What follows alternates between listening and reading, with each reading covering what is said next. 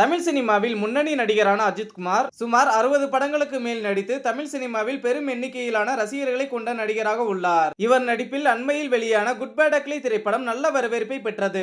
அஜித்குமார் நடிப்பு மட்டுமின்றி ரேசிங்கிலும் ஆர்வம் கொண்டவர். சொந்தமாக ரேசிங் பந்தய நிறுவனத்தையும் அவர் உருவாக்கியுள்ளார். இந்த கார் பந்தய நிறுவனம் துபாய், பெல்ஜியம் போன்ற நாடுகளில் நடைபெற்ற பந்தயங்களில் கலந்து கொண்டு பரிசுகளையும் வென்றுள்ளது. இந்த நிலையில் கேரள மாநிலம் பாலக்காட்டில் உள்ள ஊட்டுக்குளங்கரா பகவதி அம்மன் கோவிலில் நடிகர் அஜித்குமார் தன் மனைவி ஷாலினி மற்றும் மகன் ஆத்விக்குடன் சாமி தரிசனம் செய்துள்ளார். அப்போது அவருடன் ரசிகர்கள் பலரும் புகைப்படம் எடுத்து மகிழ்ந்தனர். கோவிலில் மேலாடை இல்லாமல் அஜித் இருந்தபோது அவரது வலது மார்பில் இருந்த டாட்டூ பலரின் கவனத்தை ஈர்த்துள்ளது.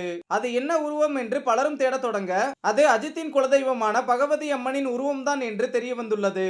இந்த தெய்வத்தை அஜித் அடிக்கடி வந்து வழிபடுவதும் குறிப்பிடத்தக்கது. இந்த புகைப்படங்கள் தற்போது இணையத்தில் வைரலாகி வருகிறது.